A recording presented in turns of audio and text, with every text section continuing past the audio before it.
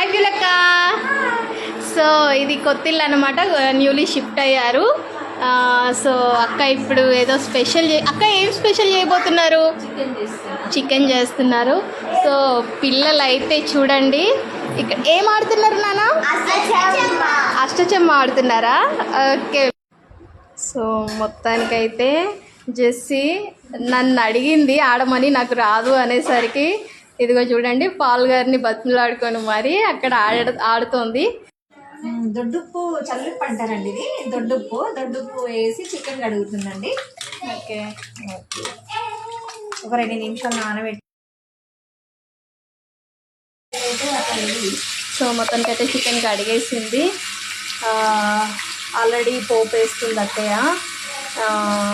Onions, మెంతు పొడి, ఇంకా పుదీనా ఇవన్నీ వేసేసి పోపు వేసేస్తున్నారు.